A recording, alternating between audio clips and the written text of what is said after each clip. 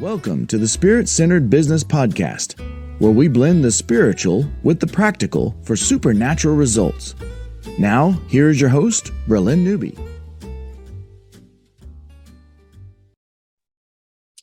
Hello there. Welcome to Spirit-Centered Business. Well, look who's in the house. We have the next Agers. We have 3 of the prompt people here, and hopefully some more will be joining us.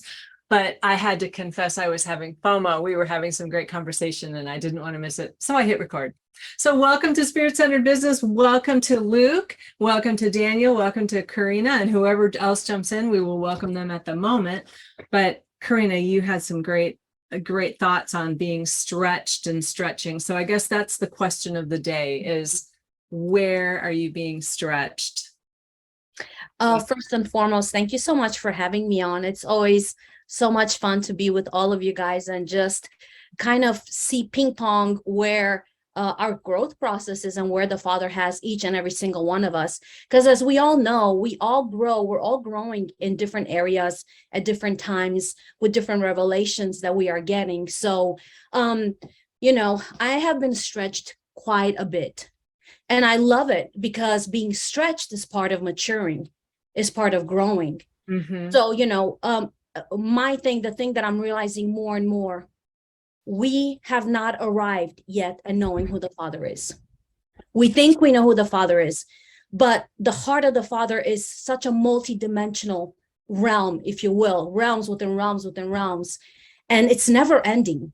So my stretching right now in this moment in time, and in this long season that I have been in, has been more and more about knowing the Father. Mm-hmm. Because the more I know the Father, truly, not just, I know him from yesterday. No, there's a knowing that's available for each one of us, for me personally, every second of every day. And in that knowing, in that second, in that moment, when the Father unveils himself at this particular, literally moment in time, the more I see him, then the more I see myself. I was going to say. Yeah. It's important because. Exactly. Absolutely. Because the more I know him, the more I know me, because I am a reflection of him. So that's where I'm being stretched more and more. It's not just holding on to even what I knew about him yesterday or last hour. It's what I know about him now, because he's always unveiling and revealing. It's just a choice that I have to make, that we all have to make. Am I going to tune into that? Choose to allow him to unfold himself, therefore stretch me? Or am I going to say, I don't have time right now. I can't, which is okay. It's just a choice. So, yeah. It's seasons, as we step into each stretching bit, we have a choice. Like we were chatting before we hit record. There were times of like, okay, that's just too much. I've got to put that on the shelf for the moment because I was already doing something else. Right. And so that thing on the shelf will come back around and say, okay, it's your time. It's your time to understand this. It's your time to embrace this. It's your time to not be afraid of it. Yeah. So absolutely. Yeah.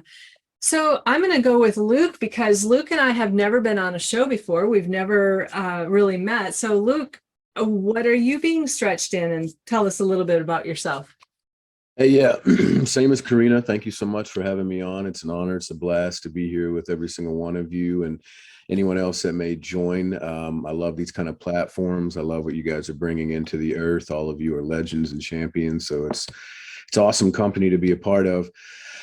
Very similar to Karina. I mean, I'm being stretched in understanding, the Father every single day. But one of the main focuses he's had me on a lot here recently has been in the understanding of time, and as well as being transformed by the renewing of your mind, all the many different facets that can actually look like, and unlearning everything that we think that we've had completely learned or understood in the days previous, He's really had me in Isaiah 43, 18 and 19, forgetting the days of your former youth. Behold, I do a new thing, making that be a constant living revelation every single moment, as well as connected to Romans 12:2, be transformed by the renewing of your mind, and learning how to forget processes and traditions and learning how to forget things that we thought were, negatives or positives. It doesn't matter whether we think it was a success or a failure.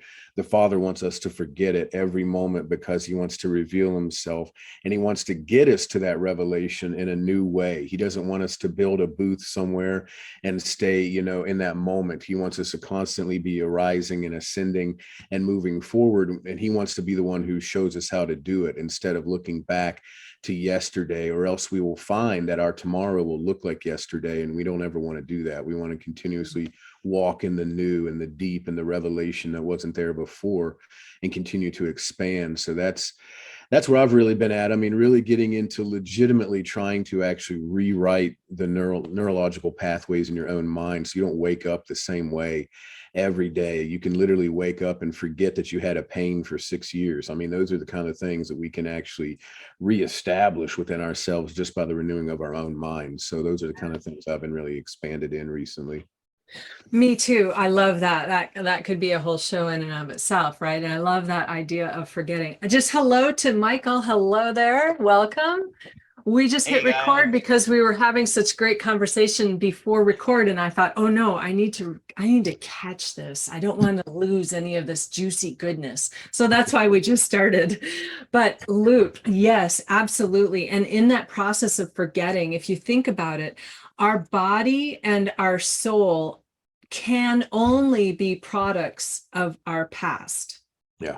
Because of the experience, because of the genetic coding, because of the programming and all of that stuff. So it's our spirit that we can create a new future with and then rewrite so that our body and soul can catch up to what that new future needs to look like. Absolutely. Because when you come into the earth, as you're saying, the soul and the body that you have no control over, except for where we could get into the whole other deep side of it of what did you agree with the Father to do before you came into the earth. But that's separate. But we forgot all of that, right? Yeah. When you're born, you become all the previous generations in one package.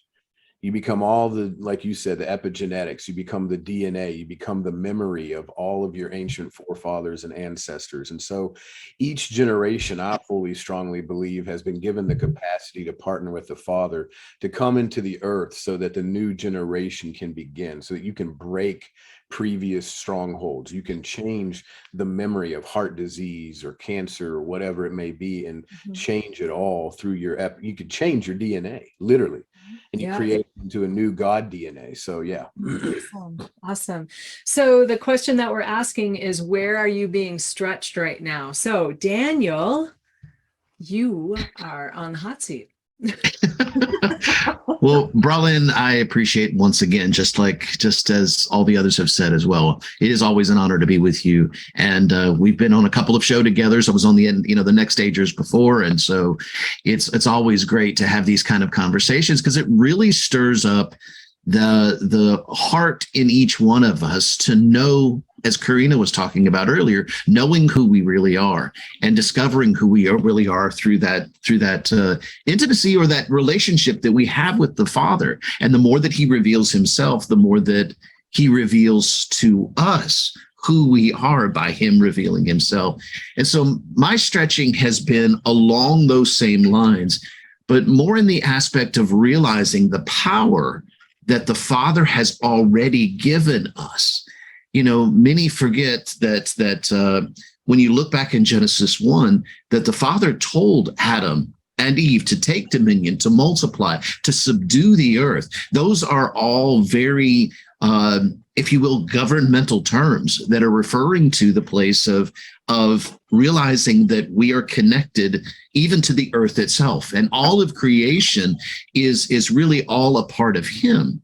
And in that place, I love that conversation where we were talking about the term Ecclesia, and some have the understanding. You knew I was going to have to bring that in there. Oh, yeah. That because this was all prior to the recording here. But that term Ecclesia, in the idea that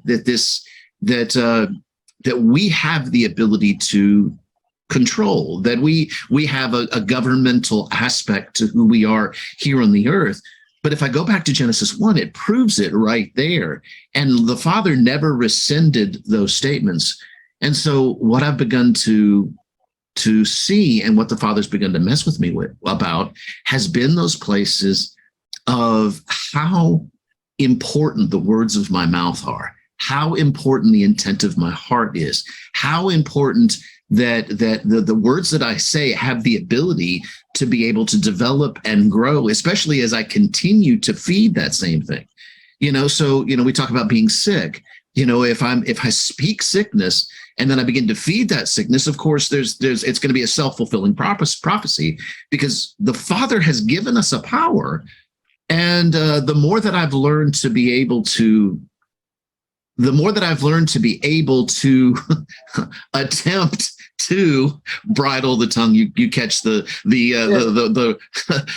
fun in the middle of all that, of because we always catch ourselves. We try not to say certain things, but yet we catch ourselves saying those same things again. And Father's teaching me, but and I'm thankful for the loving kindness and the gentle teaching that he's done along the path of that. But the truth is that the more that I've seen how to bridle my tongue, the more that I've seen the ability of being able to really resonate with him, resonate with his sound, and be careful about the words that I speak, and let the words that I speak be his.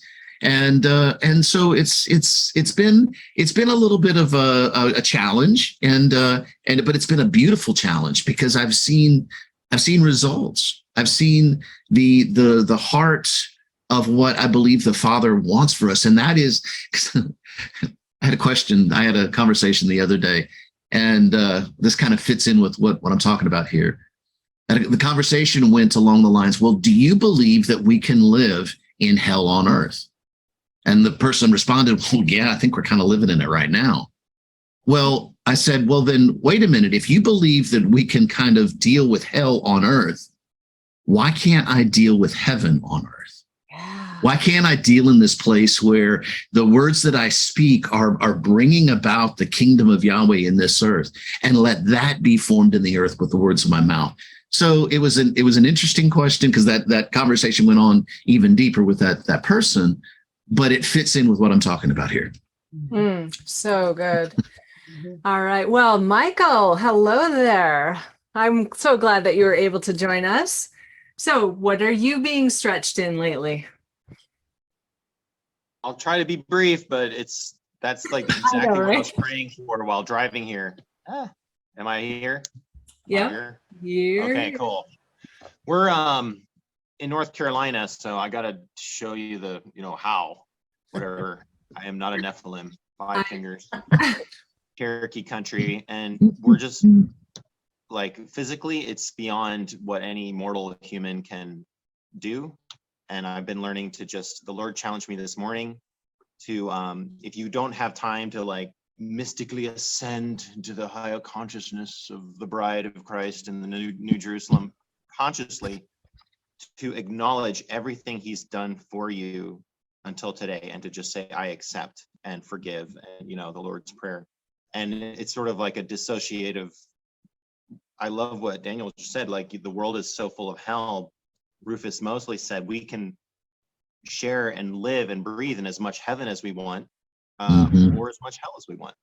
So the challenge is right now, as far as the things that we are facing as this nation and as the body of Christ, is how do we pull away from all of that? And I think it's, as Luke, I think, was just saying, like, your words are what release reality. We should never discount that. So I'm being stretched physically, reconnecting with family. I'm actually in one of these kind of ministry underground patriot, I guess you could call it terrorist, because it's patriot, meeting places that the Lord has, through a lot of your help as well, and we've been able to establish. But spiritually and on the internet front, there is a revival happening. People are saying, where's the revival? I am seeing it right on the internet. I'm seeing believers popping out of the woodwork that just got saved a few weeks ago, and they are posting their faith testimonies by the hundreds of thousands per day. So I don't know where the tent revivals are. They're probably all, 501c3 or whatever, but we're seeing it right now. And in the spirit, I'm seeing just God loves the lost. He loves the ex-witches, the new agers, even when they're in their sin, even when they're in the tarot cards, even when they're, and I believe that this next agers in the mystic front is really the place that we can draw them in and bring them to a relationship with the Lord. So anyway, that's just in a nutshell, just the intro, I guess. I mean, I just love it, you guys. That's a really good point. And I should just throw out the disclaimer, because not all of us believe exactly the same thing, but we're called to unity, and that's why we're family, and why we band together as next stagers, and we all have our own streams and our own businesses and our own people that we connect with, and we're influencers in our own right, but we have decided to come together as Christ, as the only way to the Father. And that is our plumb line, like Gil used to, or still teaches in, when we came together originally with Kingdom Talks. And so I love what you said there, Michael. God loves the lost, even in their covens. Even when they're doing their tarot cards and they've got their psychic, whatever. That's not my lane, but I know that a lot of you guys, that is, and like especially Derek. I thought that he was going to be on today, but that's Derek's lane, and like that's a little frightening to me. That's not my lane, right? I'm in with the business owners, right? But it's all good, because we all love the Lord, and we're all seeking after Father's heart, and we're all seeking to become the awakening sons who can rule and reign, and we're called up higher, and we're called to restore all of creation and all of that stuff. So regardless of what flavor we are, it's important that we come together and not be afraid of each other. So I love that, what you were saying there, Michael. Mhm. I miss you guys. I know. I miss you too. I miss the ones who aren't here. Martin, where are you? Catherine? Yeah, I know. Exactly. Yeah. Christopher was on the last time we did this. Yeah. Yeah, but anyway, do you guys have, or Karina, I saw some lights going on in your eyes when these guys were talking. So you want to chime in?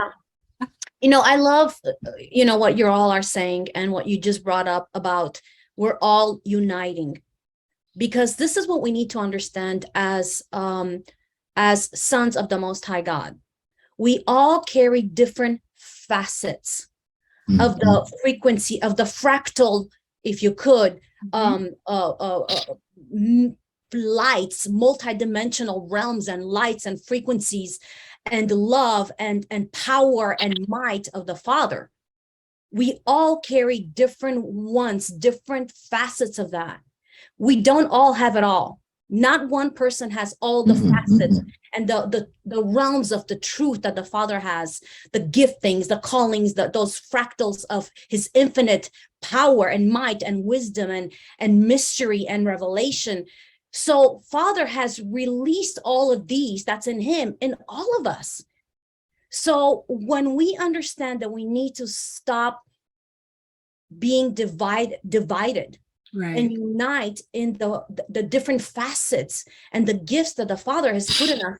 Can you imagine when you bring all the lights of the frequency and the revelation that he put in each one of us, and we unite together the beautiful tapestry of the multi-dimensionals and multifacets of God Most High, the Creator, that's going to reflect not only in this earth, but in all of creation, because all of creation, and I think sometimes we know that, but then we stop all of creation, all earth. No. All of creation, the multiverses and everything that's in them is looking to us to get it together. And how do we get it together? Is when we realize, oh my gosh, you have this beautiful facet. I honor that. And I'm going to come alongside and help reflect my light and your light, Daniel, and your light, Michael, and your light, Luke, and everybody's light. And can you imagine? Then we are unstoppable.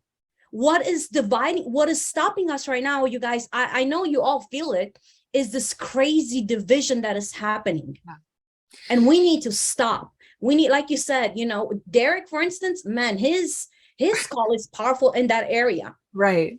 We need to see that and honor that and bless that. And if we can come alongside in whatever form or fashion, like we are here, then that's what we need to do. So to me, it's so important for us to stay in our light, which comes from the Father, and shine that light brightly. Don't be afraid. This is what the Father said to me, and I want to share it with the audience, if I may. Listen to what I'm telling you, because it's exactly what Father told me. Do not allow another man's limited reality of who I am dictate who you are. Come on. Beautiful. What does that mean?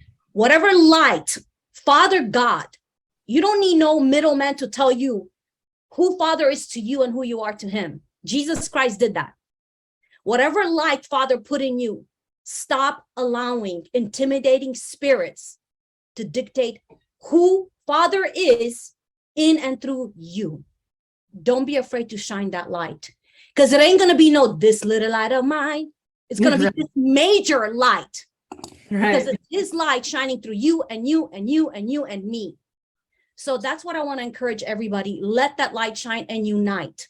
Unite, unite, unite under the banner of God Most High, the Father. I love that. Amen. And isn't it just the enemy's plan to make us divided? Absolutely. And not come together? I think a tipping point is coming when we can awaken and we can all resonate at the frequency of an awakened sun, whatever that is, because nobody has it and nobody's gotten there yet, but we're all working on it, right? But when we can, I think that's going to be that there's going to be like such a surge of power, and that it will make the enemy just obsolete. It'll be like, absolutely. There'll be nothing to fight. Like, absolutely. Okay, I bow. If I can kind of just jump in here real quick, because there's something that I've been teaching for years that writes right along the line of what Karina, I apologize. Karina is talking about, and I know your name. I don't know why all of a sudden Katrina came up. That's a hurricane.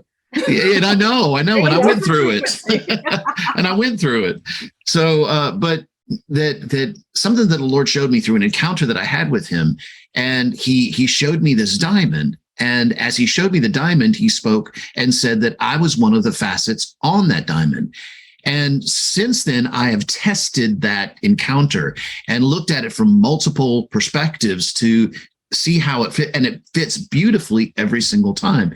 And the idea behind it is that this diamond is a little bit unusual in the sense that it produces its own light. The Father himself is the center of the diamond, and the light generates from the inside, not the outside of the diamond. So that's a key part of this diamond. But yet, same thing, everything that happens with a regular diamond fits with this diamond as well. When his light hits the facet, it bounces off of me by his pure white light, but it refracts into the 7 colors of the rainbow, or the 7 spirits of the Lord. But what causes the true beauty of the diamond? It's the fact that once it refracts, it bounces off of other facets. The pure white light of the Father that's bouncing off of them bounces and refracts, and their colors, their lights come bouncing off of me as well. So it's not just a single facet that creates the true beauty of the diamond. It's the multifaceted, like you were talking over and over again, the multifaceted beauty of the Father. And how do we, when we look at the diamond as a whole, we hold it back and we begin to do this number, and we begin to see, all of a sudden we see this beautiful, fiery, brilliant dance of all the colors that are going on in the diamond, and it creates the real true beauty. And that's the same thing true with us. Each one of us being a different facet, each one of us have the ability to shine and make that diamond as beautiful as it is. But if the Father went one step further, and I'll be quick with this. The Father went one step further, because I asked him, I said, well, if I'm one of the facets, then I have a very unique perspective to you. Nobody else has quite the same perspective as I do.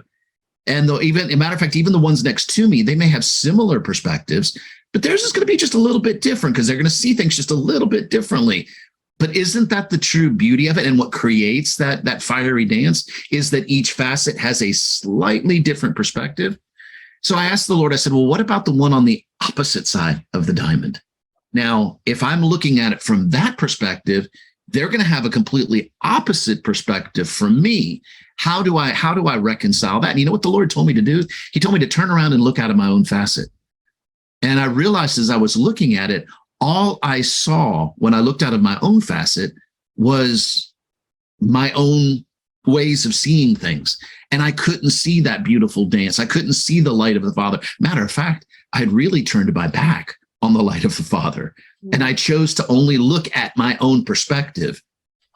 And as I turned back around, he told me to turn back around. And as I did, I focused my eyes on him first. But then I immediately tried to find that other facet that was on the other side of the diamond. And I heard him as I was finding that other facet, and we connected. As long as the two of you are looking towards me, you will always find the commonality in what appears to be opposites, even in this place, because your heart is tuned and turned towards me. And so there's a whole lot more revelation the Father's given me about this diamond, but that's as far as I want to go right now. And it just rings so true with what you said, Karina, about this place of multifaceted. But I can look at a diamond and think about that, you know? That's all powerful. needed, too. Yeah. Yes, and we're all needed. Briefly, Yeah. I've noticed, because I've been spreading out pretty thin and following a lot of different ministries, and I wish I knew everything you guys were doing, because I want to know, like, if we have time, a little update what everybody's been up to at some point. But I've noticed some people are like, well, enough people are sharing the light and they're out there, and so I'm not needed anymore. Mhm. And then they kind of give up. I'm like, no. And then I see God will raise up someone else to take their kind of throne or crown in this ministry, whatever this is that we're doing. I call it the spirit force, because we're all kind of like this military of the spirit. And I mean, just to anybody listening out there, if you're one of these people, like, get mobilized. Like, we need you. Nobody else has Yes. nobody else has that facet. Mhm. Yeah, that's definitely one of the things that I coach my clients on, is to get over that imposter syndrome of who am I to Mhm. the amazing brilliance that God created me to be. No one will listen to me. Oh, there's plenty of other people saying the same thing. But the truth is, no, your voice matters, because you have your unique voice print. Your experience will draw the exact people that none of the rest of us can touch. Only you can. And so it's important for you to go ahead and get over yourself, get over your fears, get over all of that self-absorbed, what will people think of me kind of fear of man stuff, and just go ugly early, and it doesn't matter. It's like, well, that's the way I've done my whole thing. I'm like, well, I'm just trying to get her done. You know what I mean? I'm kind of like, if it's not perfect, I have to be okay with that. Obviously we want to put our best foot forward, but the perfectionist is a satanic tool to keep you stuck and keep you stopped and keep your voice quiet. So let your voice out, people. Amen. Yeah, Amen. Luke, we haven't heard from you for a minute. And yeah, I do want to catch up on what everybody's doing. Let's wrap this up, and maybe we'll go into part 2 with everybody's. But go ahead, Luke. Yeah, well, I was just sitting here trying to figure out which rabbit trail to take, because I mean, listen to all this for several minutes and process what you've been thinking about it all, and then all of a sudden there's just all these roads that come alive, But yeah, I all of it to me is so interconnected, though. I mean, the way you're going to learn to kind of self-govern your speech is, once again, going back to focusing on the Father and not what is, seeming like what's real based on the senses. And then everything is redeemable. So that goes back into the time. So everything with, Colossians 3 is what really pops open in this to me, is, seek those things which are above, not which are below. So as you're constantly gazing and setting your focus on your genesis, your origin, your reality, which is in the heart of the Father, then you begin to lose your your connection to what felt like reality before, which is what your soul tries to tell you is real. You know, the geopolitical climate, what's happening around you and your family, what is happening in your city, your county, your state, your nation, all the earth, all of that. You kind of lose that, and you kind of look like the person that's lost touch with reality. But really, actually, you're the one more in touch with reality, because it's more about what's going on in the Father always. What's your heart about this right now? What are you saying about this right now? And, you know, going back to what Karina said earlier, one of the things the Lord spoke to me many years ago is he said a false misrepresentation of who I am as the Father will cause a misidentity in who you are. Yeah, thank you. Daniel and I actually just talked about this last weekend, but Yeah. that's literally the reality of it all. Is I think one of the biggest reasons we exist in this dimensional realm is for the idea we can seek out the mysteries of the Father, so that we can seek out the mysteries of who we are.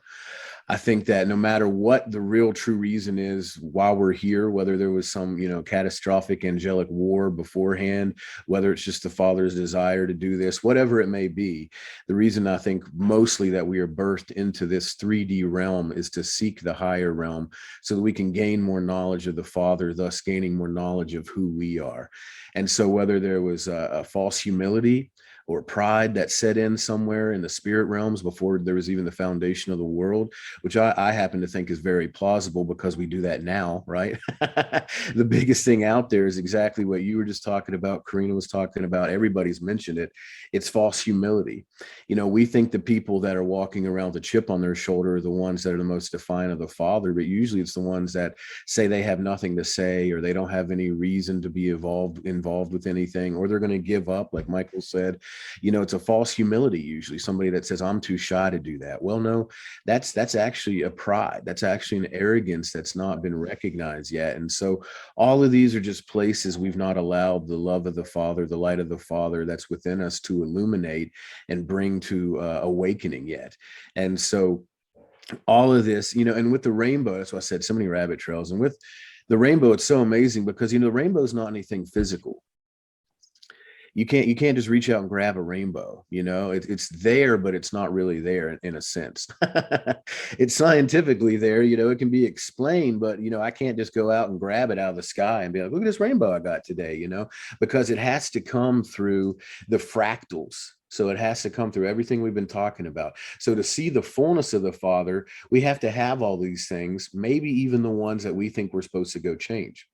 Maybe even the ones we think are not living in the place they're supposed to be living in. Well, maybe the Father actually put them there because it's a whole nother facet of the Father, but we've been culturalized through the Western civilization, Western Christianity, and Romanized believing that we think, well, none of this all can't be of the Father.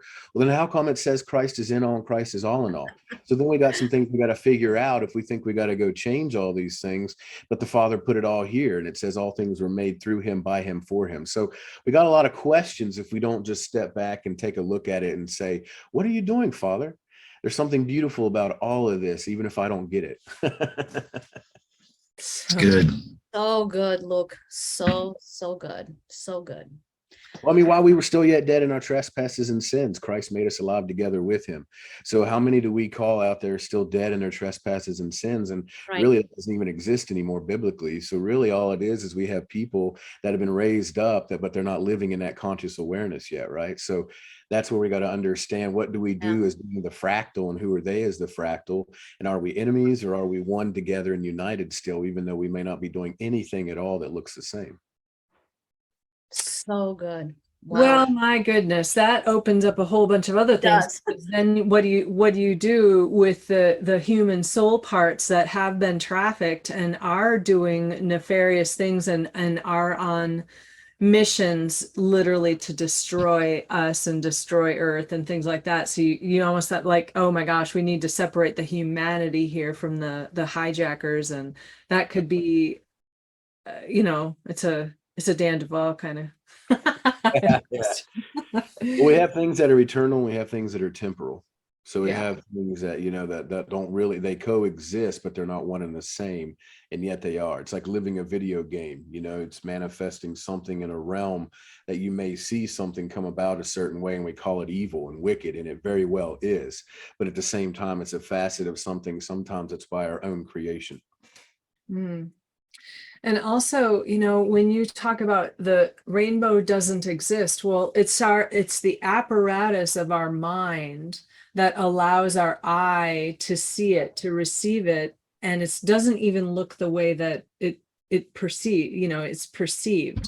Mhm. And therefore, it's our mind and the way we perceive things that we could literally look at anything incorrectly. Yeah. Yet we are so accustomed and addicted to our way of looking at things that we almost can't see it a Yeah. different way, even though the different way might be the truth. Yeah, that's so good. And if I can just piggyback on this, I'm trying very hard not to come out of my seat right now.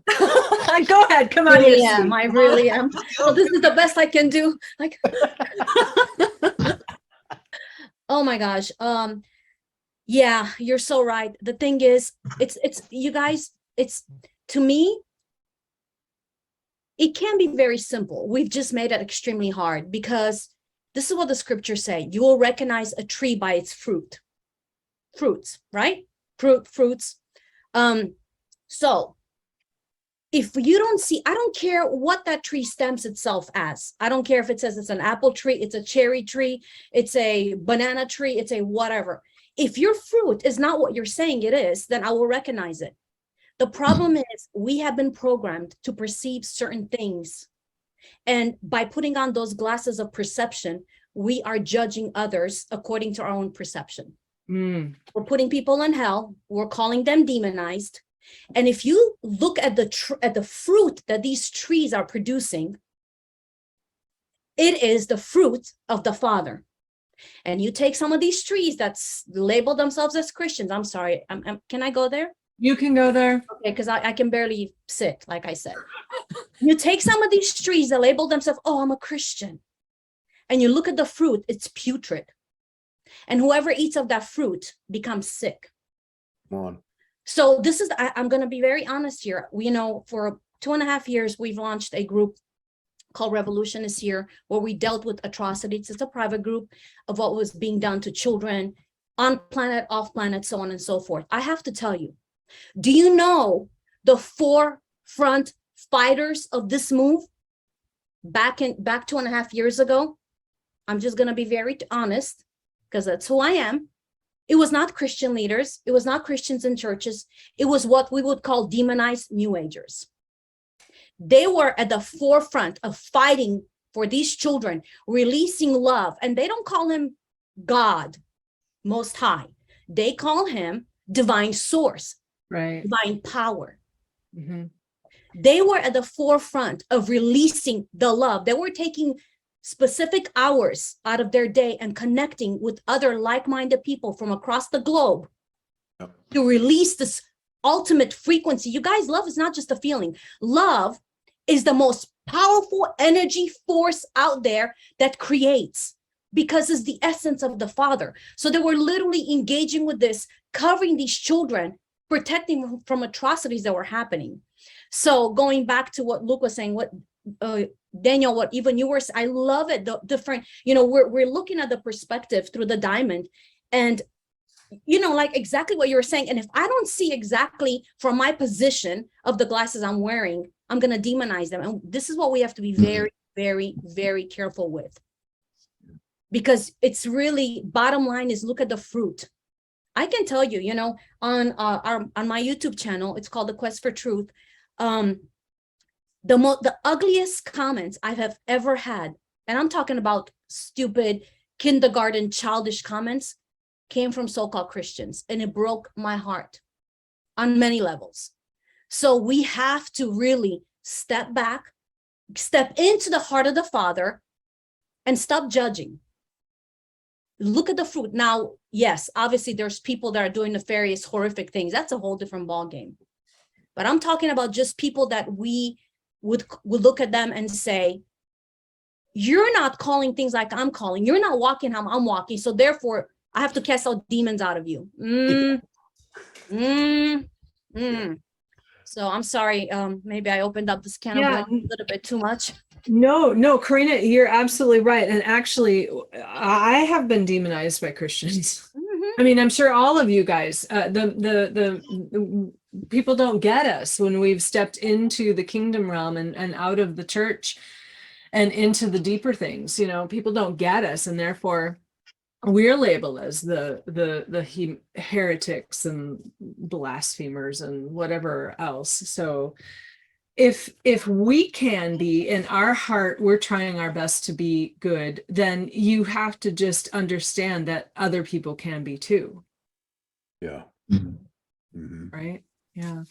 Well, I think it goes back to, if I can say one last thing, and then I'll be sure. Go ahead. For a while. I'll be quiet again, disappear in the back for a little bit. But yeah, I know Karina and I both share the same heart on this. We could go on this for a while, but I think that it really boils down to, we've been given the preconceived notion that people are coherently evil instead of coherently good. And because we've had a false teaching that we are born evil right away. And so the false teaching that somehow an innocent child could be born into the earth considered guilty right off the bat has created within Western, Christianese, the idea everybody is coherently evil until proven not evil. And so that's really the opposite of the Father. That's opposite of the gospel. When the gospel is he's being crucified, Jesus is being crucified and says, Father, forgive them, for they know not what they do. That's coherently good, and saying, I'm blessing even those that are literally killing me. Right. So I think it begins with shifting the mindset from the fact that the Father did this for everyone. If one died for all, then all died. Right. And so, and instead of looking at it from that perspective, you've got to prove to me you're good. You got to prove to me that if I let you in my house, you're not going to steal from me. You're not going to harm my family. I'm going to lock my door, and I get it. I lock my doors. Trust me. I'm not being like whatever. But what I'm saying is that we can't go into this mindset. And then if we have, this is the last thing. An example of a soldier, I'm going to be honest, I think I heard this from Ian Clayton. I'm not going to try to take credit for something I didn't come up with, and I'm pretty sure it was him that said, if you look at someone that is a soldier that goes and fights for his nation, is willing to lay his life down for a whole entire nation, but yet doesn't profess Christ, does he have the heart of the Father or not? Because Jesus said the greatest love that one can have is to lay his life down, right? So this whole entire nation of people that this soldier doesn't know, he may cuss, he may smoke, he may drink, he may, be a womanizer, whatever. But if he says, I'm going to go, that's the fruit of the tree, as Karina was saying, I'm going to go out and lay my life down. I might die today, but it's on behalf of all these other people, man, woman, and child. And so that's the heart of the Father, versus whether or not he's saying, I'm going to read my Bible while I'm sitting in the trenches. None of that matters to the Father. It was the heart posture. So anyway, that's my end. Beautiful, man. Awesome. Well said. Well said. Yeah. Thank you so much. Ian. You did a good job, Ian. Well, this has been really terrific. I think we need to land this plane for this segment, and let's come back and continue the conversation and kind of get into what each of us are doing and all of that. So quickly, let's go around the horn so that in case people want to get a hold of you, they can. And so I'm going to start with you, Daniel, since you're on my screen. That's where you're first. Well, you can find me at zimzoom.life. Now I'm going to have to spell that. I had to come up with a website name, but it's TZ as in zebra, IMTZUM.LIFE. And we've got several schools, but we'll talk about that later. But sure, that's where they can find me. Notes. Yeah, we'll put it in the show notes. Yep. Definitely. Okay. Michael, you're next around the little clock here. I'm banned on so many things. So not anything, but I finally made a website by hand, not WordPress, just HTML, and it's faithbucks.com. Like instead of Starbucks, Faithbucks. I like that. Whatever isn't banned, heavenly currency. I'm in it for the money, guys. Money makes the world go round. Money shifts the culture. So it's all good. Entrepreneurs are needed. Yes. Hey, Karina. Well, they can find me on Facebook, Quest for Truth TV or Kingdom Reflections. Yeah. Or, Revolution is Here, our private group. Okay. Perfect. And Luke. So at the moment, I'm working on getting a website developed. So I'm all on Facebook mostly right now, or Patreon. If you find me on my Facebook, Luke Agee is my name, but it may redirect you through one that's called Lou Kasagi, Loucasaagee, Lou Kasagi. But anyway, it's Luke Agee. And then I also have Tense of Meeting webpage ministry, Tense of Meeting Ministries Facebook page also. And then on my personal page, there's a Patreon link. So those are the ways people can connect with me right now. Yeah. Awesome. So all of these links, don't freak out, you guys. You didn't have to write those down. All of these links are going to be in the show notes on spiritcenteredbusiness.com. Just click the podcast button and I will promise I will put them all there. Okay, you guys, until next time, stay spirit-centered. Peace out. Thank you for listening to Spirit Centered Business with Bralynn Newby. Be sure to like, subscribe, and share with your friends. The next stage of doing business by being spirit-centered is coming together in collaboration, working with spiritual principles and knowing our destiny. Join our tribe at spiritcenteredbusiness.com, and we'll catch you on the next broadcast. Peace out.